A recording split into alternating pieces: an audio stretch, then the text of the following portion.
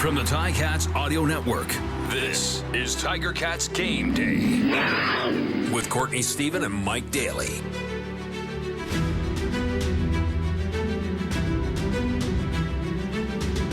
What's up, everybody? Welcome to Tiger Cats Game Day on the Ticats Audio Network. I'm your man, Courtney Stephen, joined as always by my man, Mike Daly, and it is finally here. Week 1 of the 2023 season, which feels like the most anticipated season in recent memory. There's been a lot to talk about all off season. There's been things shaking up. Things have changed. There's new looks, new players. It's a new day, but all the talk is done. And today they get to go out on the field and lay it all on the line. Mike, the Ticats are in Winnipeg on a beautiful Friday evening. What's this game feel like for you? Because I'm excited. Yeah, I mean, I can't remember a time I was this excited for a season opener. I don't know if it's because the whole hype that's behind the Grey Cup in Hamilton, the hype behind Bo Levi Mitchell coming in, the new look Ticats. I don't know what it is, but I'm excited for this opener because you get to go on the road in Winnipeg and Court. We have both played there, and we know that opener, that stadium is going to be packed. It's going to be loud. They're going to be screaming and yelling all the profanities at you while they're hanging over top of you. And it is such a good test for this Ticats team to go out there and see what really they have, right? Because you only got to see a little bit of that in preseason. People didn't really play all that much. Now this is that test where they get to go out there against Winnipeg Blue Bombers, who, again, I think in my mind are the favorite in the CFL. And it's going to be such a good test. I'm super excited. And Court, I'm sure you feel the exact same way. Oh, of course. And like you mentioned, that field, they know how to get loud. It's one of the bigger stadiums in the CFL as far as capacity. And they got that little pseudo roof on it that keeps the noise in there, so it's a great environment to play in. I know that all the boys in black and gold are licking their chops waiting for the kickoff, anticipating the energy of that environment. And you know, it's the time of year where everybody is undefeated, so hopes are high across the league. You've been preaching in training camp about all the things that you can accomplish if you just stick to the plan and if you stay healthy. So I'm excited, and there's a lot of new things in this season that I think are going to actually amplify what we're doing as well.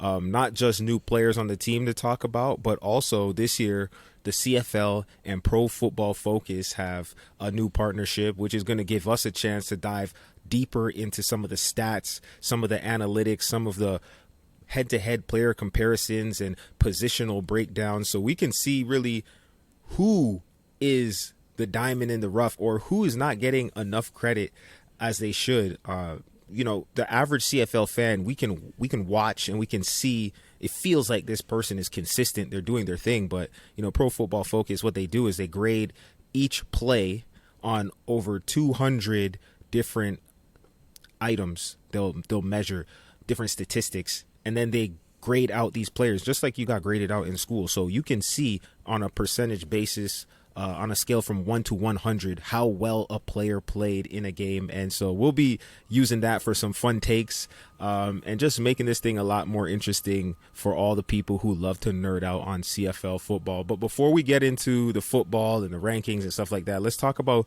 who we're actually going to see on the field tonight and who we're not going to see on the field tonight. So first of all, Mason Bennett missed some time in the preseason. He is back in action. Jagger Davis back in action. Tyler Ternowski, Duke Williams, both back in action. And I think those are 4 names. They're contributors. They're guys who people pay to see. And I think they're going to be difference makers. Having them in the lineup is definitely a lift for the Tiger Cats. Any of those guys stand out to you as names who you would really be happy to hear that they're in the lineup?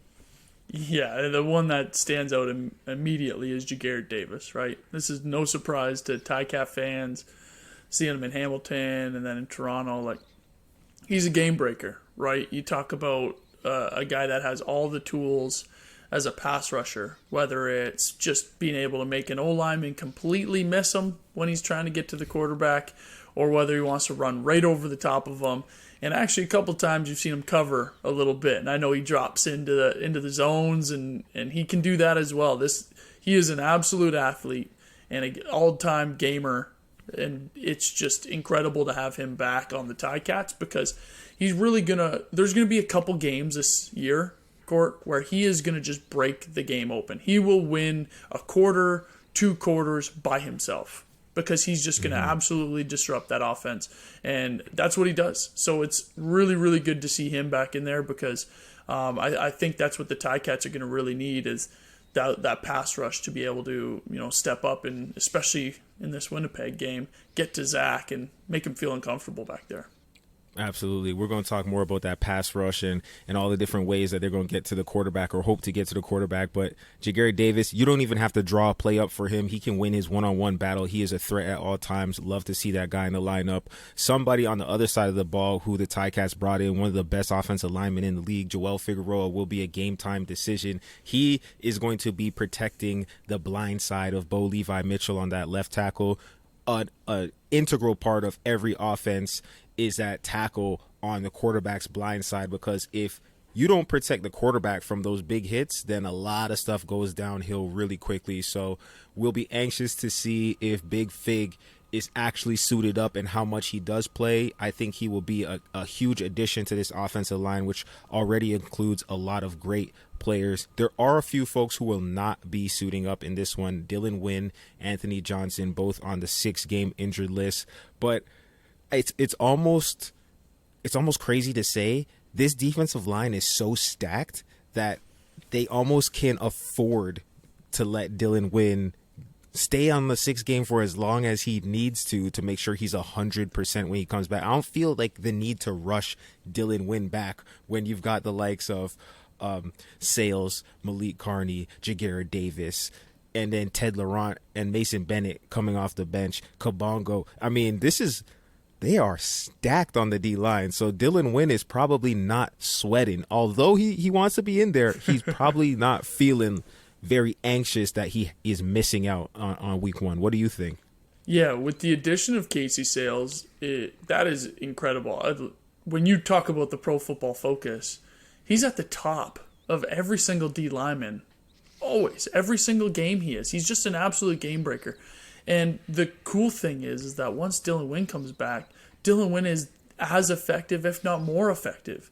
So now when you look at this D-line, you're right, it's scary for other teams. And that's what you need in the CFL, right? But for a league that passes as much as they do and that all the wins and the losses rest a lot on that quarterback's shoulders, to be able to get to that quarterback and knock him down on the ground is huge, right? And then to flip over to the other side with Joel Figueroa, I mean, bringing him in is massive, right? Because if we remember last year, there was almost like a Rolodex of names that were rolling through that tackle spot, right?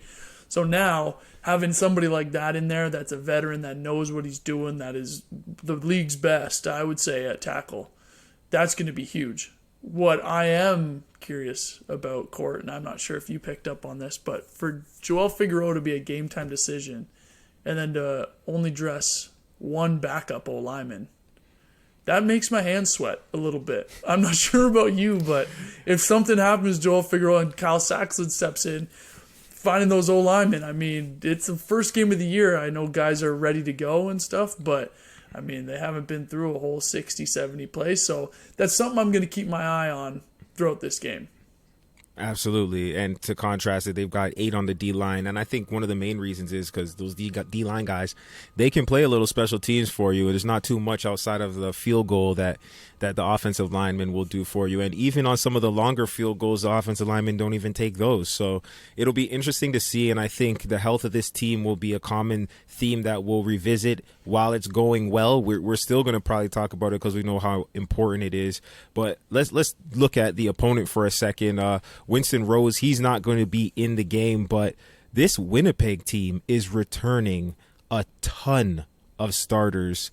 19 out of 24 guys were starters on this team last year, and last year they were great. They ran the table for a long time.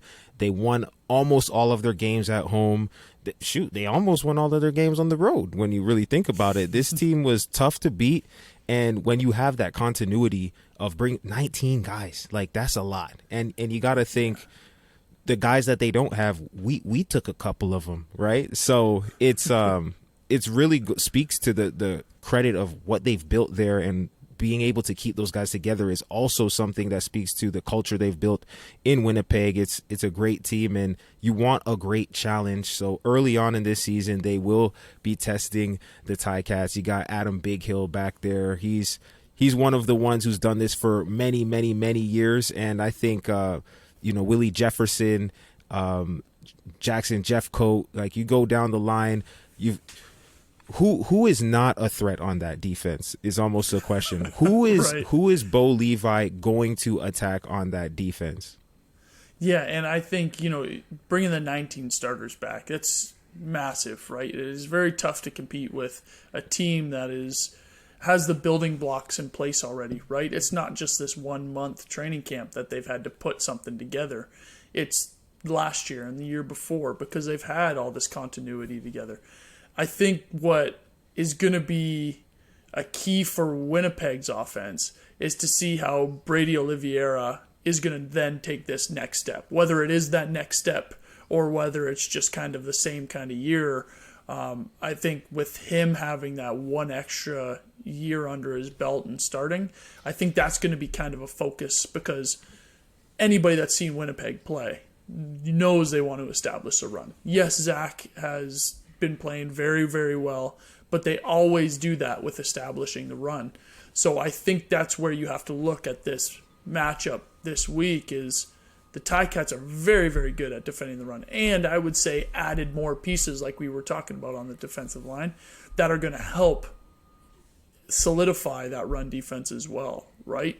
So I think that's really where you're going to look for this game, for that kind of head-to-head battle, is who's going to be able to establish the run game better. Is Winnipeg's offense really going to be able to run it down their throat, or is Ticats going to do what they do and step in there and stop the run?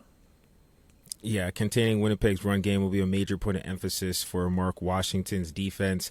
Brady Oliveira, as you mentioned, 25 explosive runs in 2022, 39 missed tackles forced. This guy had 44 rushing first downs. So he gets it done. He falls forward, but that'll be a great test. And, we're kind of burying the lead here. We're talking about the run game. We're talking about the defense.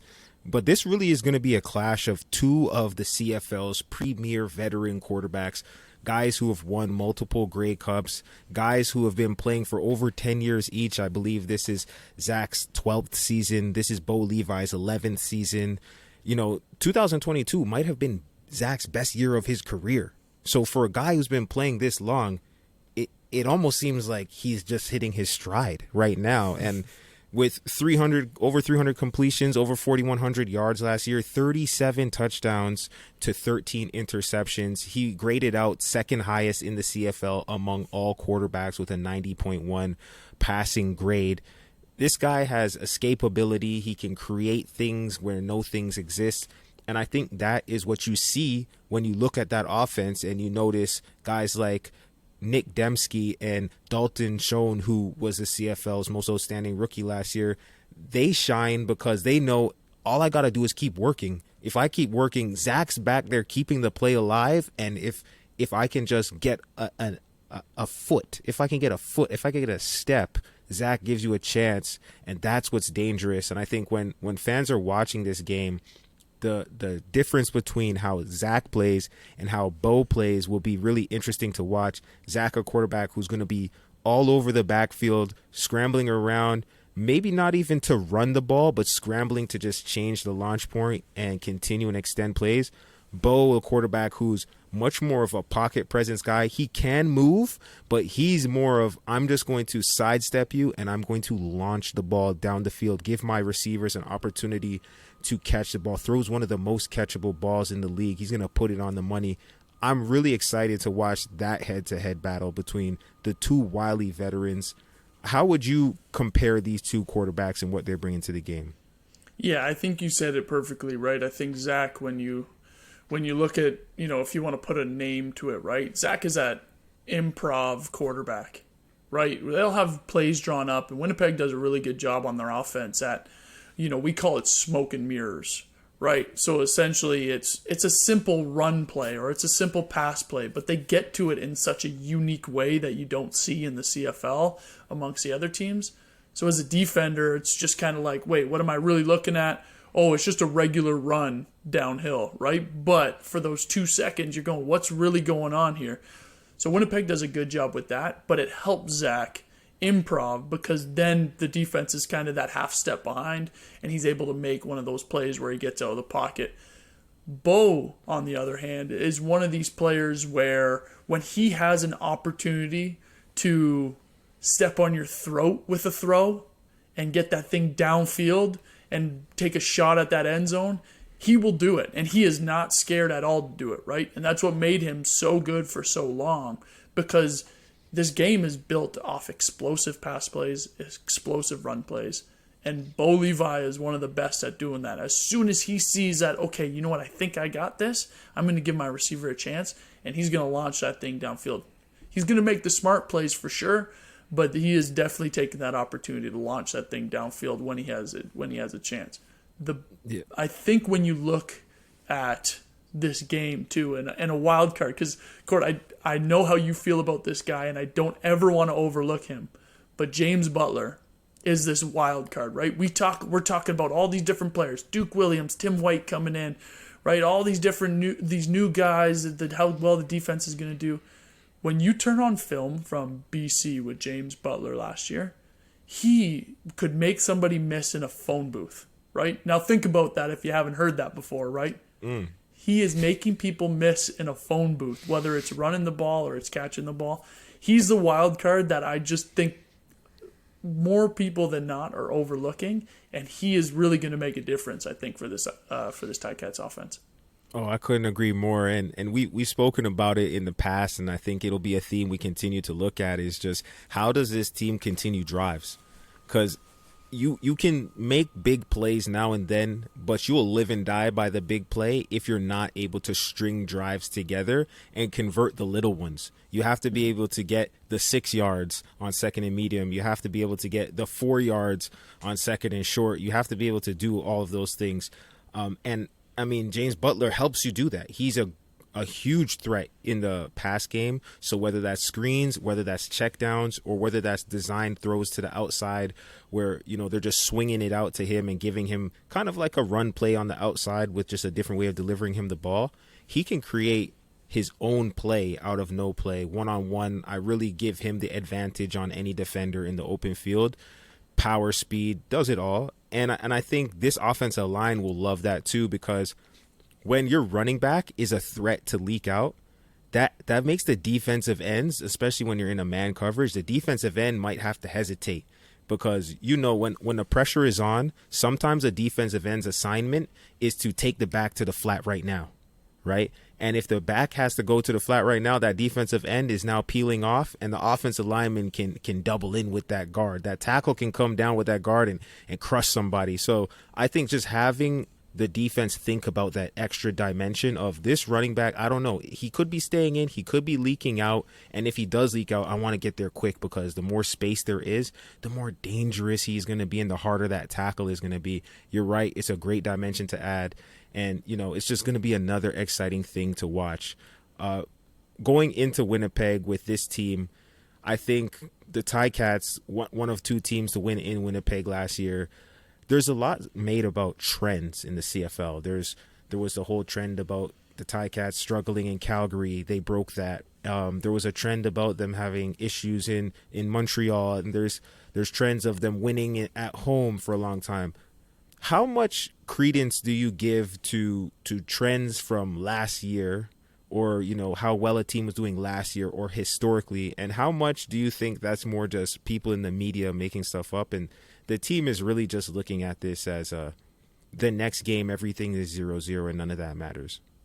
Yeah, I think when, if you look at it from a player's perspective or even a coach's perspective, the trends are just a media thing, right? It's a whole new year. Every single year in training camp, or, it's talking about one goal, right? And no matter what happened last year, it's all reset. And everything is new, especially when you look in this locker room of the Ticats, and it is significantly different. right? Winnipeg's going to look in the locker room and say, well, this looks pretty familiar, right? But the Ticats, in their mind, it's like, no, all the trends are out the window. We don't really care. You know what I mean? We know Winnipeg's a good team because they have all these guys back, and we're familiar with the Willie Jeffersons, Jackson Jeffcoats, the Zach Claus. We're familiar with that, right? But I don't think any of those trends really matter, and nor do any of the players or coaches care, right? Like, somebody could put that up or bring it up. Like, Winnipeg seems to start the year faster than the Ticats. And yeah, last year, sure. Not this year, right? And that's what's going to be getting said in that locker room.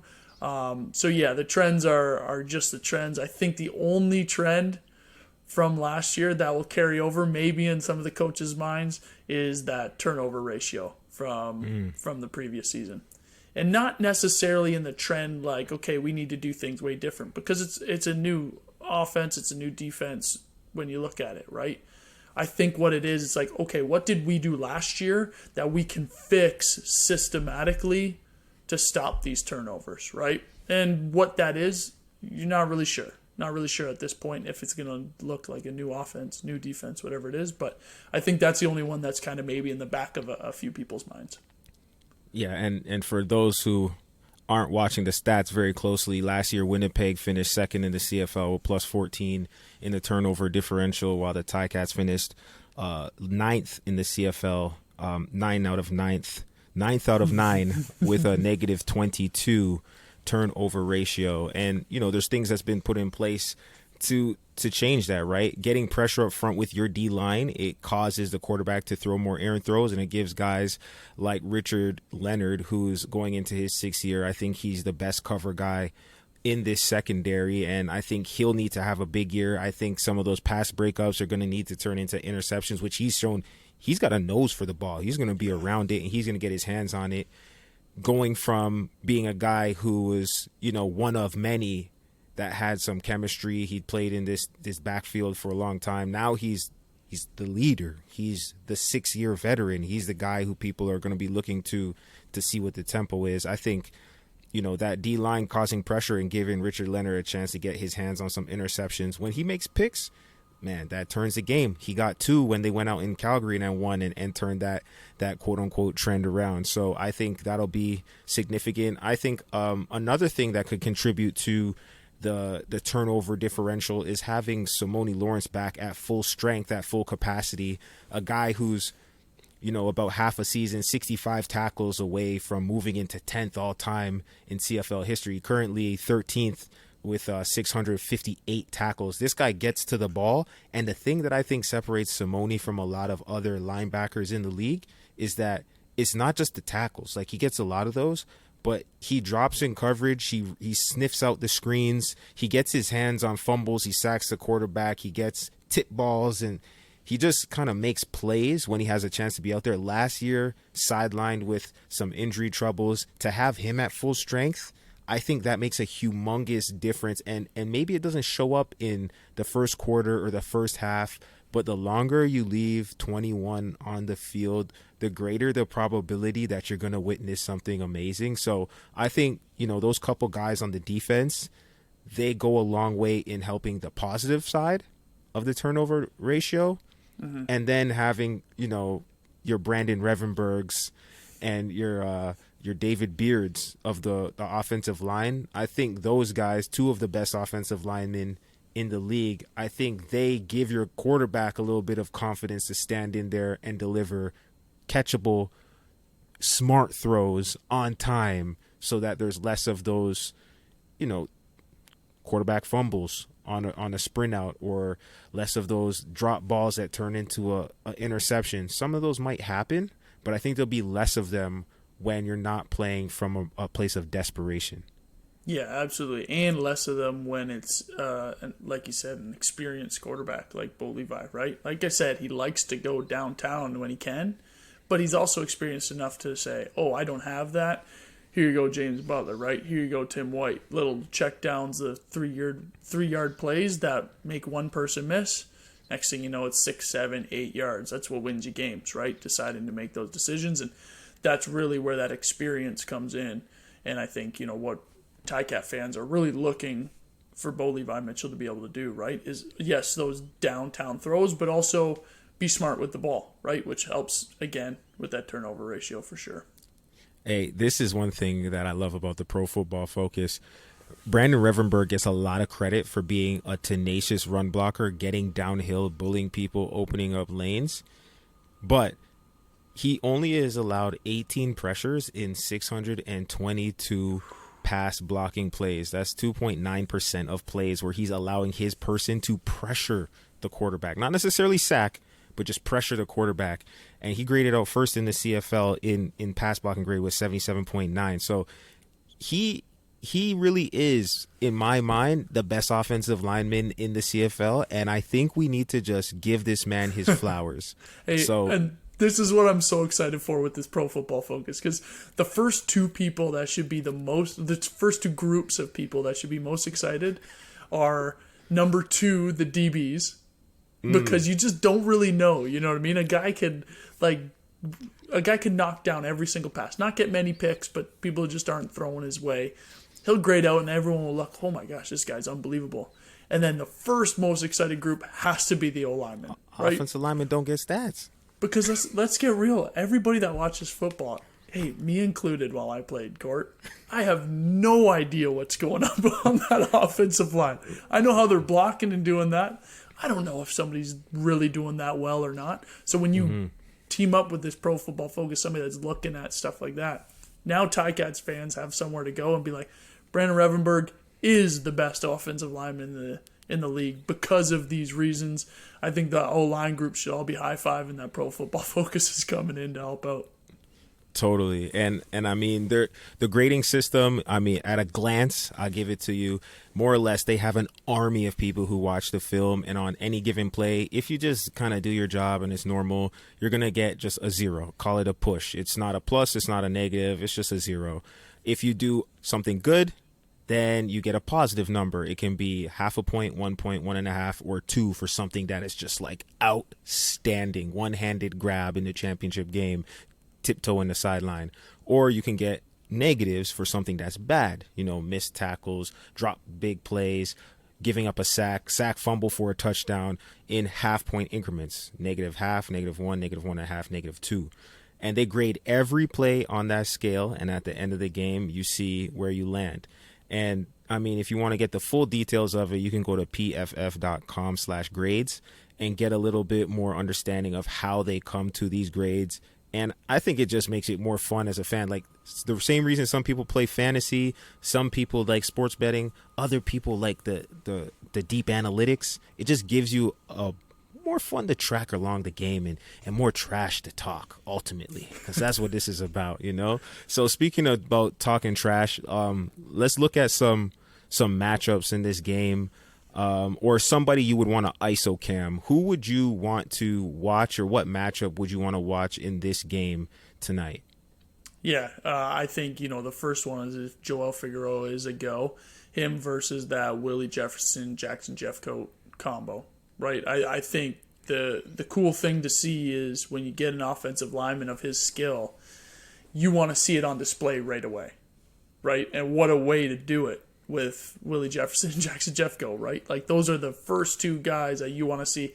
Okay, can he hold up? Is he going to do well? And he's faced them a bunch of times, so it's not going to be a surprise to him. But I think that's my very first matchup because, like you said, Bo Levi is in here to make this offense a great offense, so much better for the Ticats, and it's going to start with that offensive line to make him feel comfortable, not getting those hurries, not getting them, trying to throw out of a little foxhole, right, because everybody's collapsed in on him. I think that's kind of my very first look, especially early on in the season. Hey, how are guys holding up? How are they communicating together, especially against this D-line? I think that's my first matchup. How about yourself? Man, I'd be lying to you if I'm not looking at the quarterback battle here. You got Bo, 117 career starts, 90 wins, 25 losses, 2 ties. He's got the highest winning percentage of any CFL quarterback in history. I mean, the guy came here to win, and quite honestly, I got the most faith in him. I've seen this. I've been on the same team with this guy on the sideline, pressure situations, doesn't flinch. He's really what you want in a quarterback, but all of the history and all the things that he's done in the past, he'll be the first to tell you it doesn't really matter. What matters is what happens in the last game that you played. What have you done for me lately? And, you know, he's got a great challenge tonight going up against what could be considered the hottest quarterback in the CFL as of late. So it's going to be, you know, a clash of titans, really. And I'm excited for every little bit of it.